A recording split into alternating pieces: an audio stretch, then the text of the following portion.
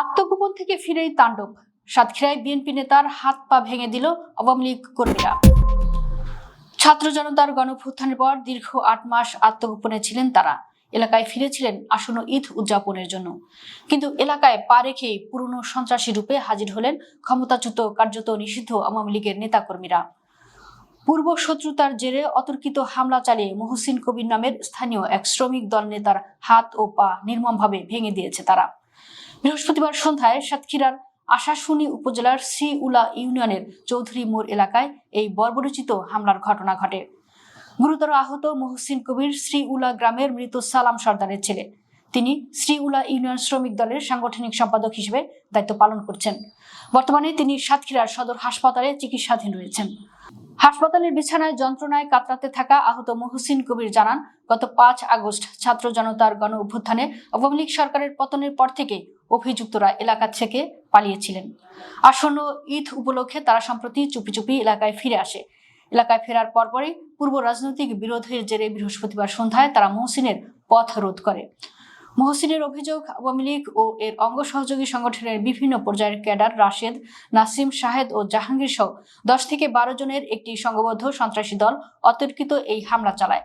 হামলাকারীদের হাতে লাঠিসোঁটা, লোহা রড ও দেশীয় অস্ত্র ছিল।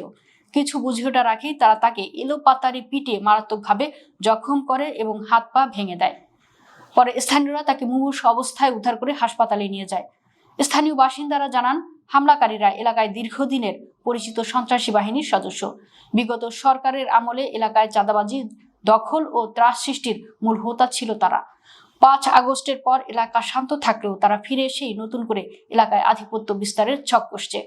মহসিনের উপর এই পৈশাচিক হামলার ঘটনায় পুরো এলাকায় এখন থমথমে পরিস্থিতি ও সাধারণ মানুষের মাঝে চরম আতঙ্ক বিরাজ করছে।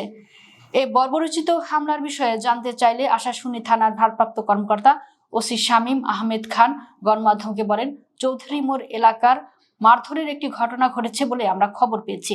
মহসিন নামে আহত একজনকে উদ্ধার করে সাতক্ষীরা সদর হাসপাতালে পাঠানো হয়েছে।